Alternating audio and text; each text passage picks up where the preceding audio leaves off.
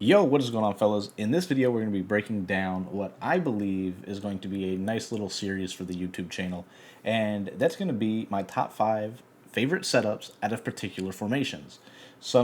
In this scenario, I'm going to be breaking down the gun tight doubles formation, and this is a formation I have a ton of reps in. It's the base, so to speak, of what I came out in and used the majority of my competitive season this year. I was coming out in tight doubles.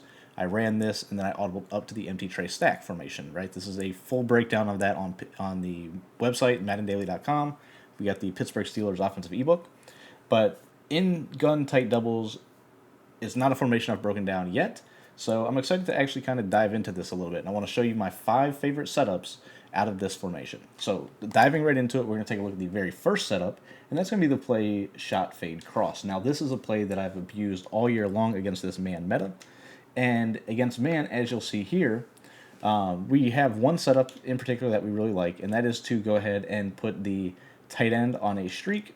You put the B receiver on a crosser, and then you're going to motion this outside right receiver to the left and hike once he passes the outside left receiver. So you'll see we're going to motion him out. We're going to go ahead, wait till he passes X, hike the ball. And now at this point, we have a couple routes that we're looking to hit, right? We're going to look to hit the drag coming open underneath. You'll see we're going to also look to hit the X receiver. So you'll see right here, I've broken this down before. You could just pass lead this X receiver open to the left. A lot of the times they create this little man switch, and it allows that X receiver to be wide open. And then you also will have the B receiver on his crosser that you'll see right here. So you'll see he'll break open over the middle of the field.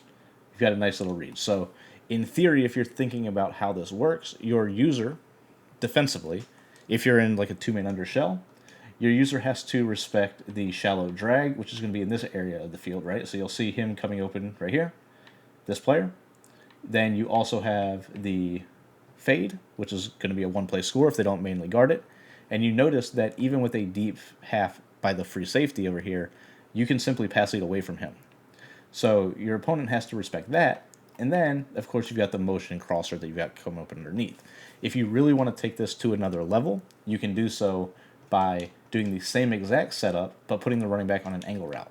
Now, this will give you just another high-low read over the middle of the field.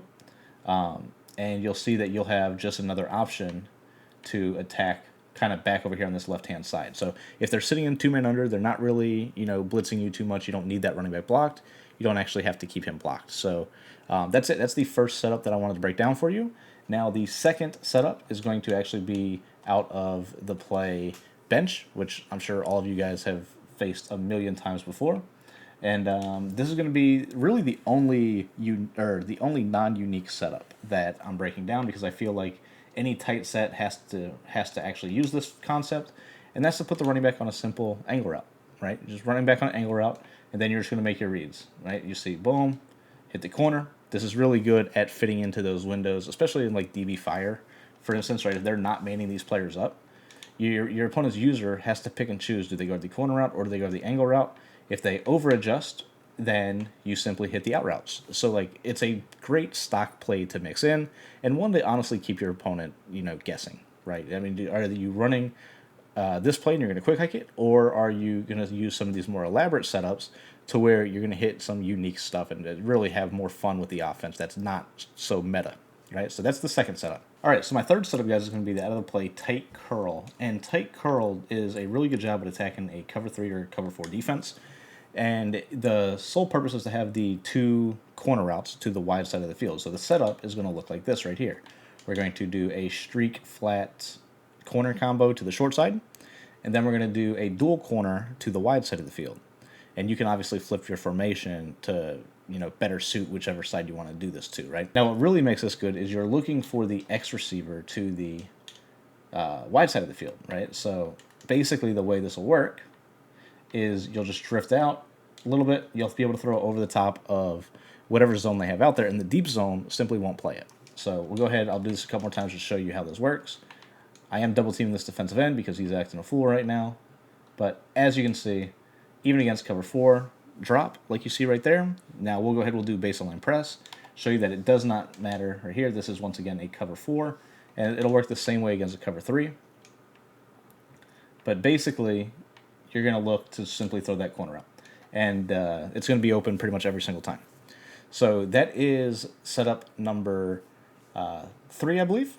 And then we will get into setup number 4 right here. And this is going to be one of my favorite ways of picking up these dual pressures, especially at a DB Fire. Right? So if they're in DB Fire 2, I'm going to use to play PA Deep Curls.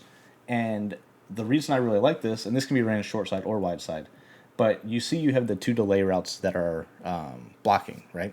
These will do a very good job at giving you enough time to hit one of the high-low reads over the middle of the field. So the setup is what you see on the screen. You see we are going to go ahead and do this against DB Fire, and the sole purpose of this is to set it up as so, to where you have the running back on the angle route, you have the X receiver on the deep cross, you have B on the streak to be that clear out option for you. And then what you're doing here is if they're baseline pressed with this DB Fire look, you're really looking to take advantage of their user. Do they guard the X receiver or do they guard the running back coming out of the backfield? So you'll see right here, basically whichever one they don't guard, you see it gives us just enough time, right? You see the DB Fire simply didn't come in right there. And they can block shed you. They can obviously wait long enough to let one of these delay routes actually go out on their route. But for the most part, this does a phenomenal job of picking up the pressure, and it allows you to mix and match what you want to do with your overall route combo, right? So the 2 delay routes are very good at picking up this DB Fire pressure. As you'll see right here, we'll do it one more time. And then if they bite down, that's when you can simply highball over the top of them to the deep crosser. And if they are bluffing it, then say they're doing something along these lines right here, you know, where they're maybe mabling, doing something like this in mabling coverage. So now this is where you can hit these flat routes as they break open after right here. So you see here, you can just throw that, you know, try to get upfield that way. You have a bunch of different options with the play itself. And don't be afraid to use this same blocking concept against this blitz and use different route combos. For instance, say you wanted to run it to the opposite side, right? So you could do something that looks like this. Just as an example for you, right? You can create a flood to the opposite side to where, you know, you still are going to pick up the pressure, but you have the ability to make sure that you're not going to get screamed at, right? So you're picking up the pressure, and then you can mix and match with the route combos. So that's going to be setup number 4. And setup number 5 is going to be a unique one that I use periodically, and it's when I'm really facing a lot of these cover 2 defenses. And we're going to look at crosswheel. The play is crosswheel. And what I like to do here is if they're blitzing me heavy, I like to go ahead and motion out this B receiver, and I'm motioning to the left.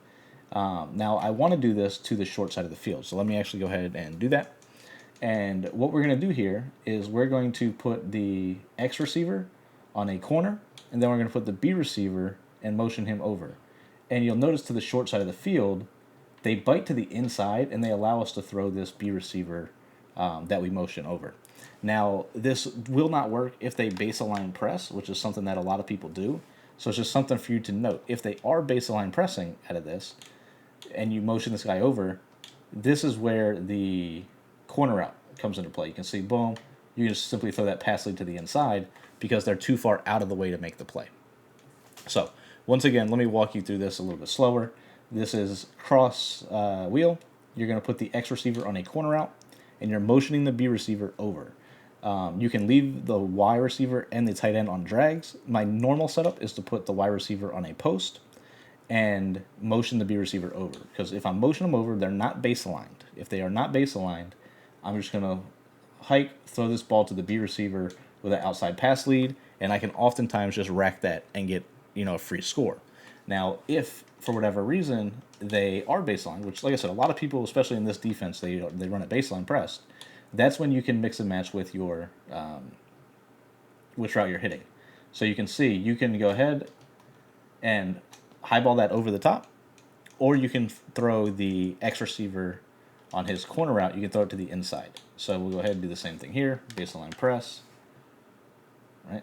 So you'll see right here, you can go ahead pass lead that to the inside, because of the fact that the safety is too far deep and then the flat zone's too far to the outside, it just creates a nice little read. Now, if there are users over there in that vicinity, that's where the drags and the posts and stuff over the middle come into play. You obviously have the quick pass to the right in case they simply don't have a flat zone over there. So that is it. Hopefully you guys like these type of videos. They're pretty short, pretty quick and to the point. But like I said, if you want to see more of this, if you want to see a specific formation, let me know. We'll break it down in the next video. And until then, catch you guys in the next one.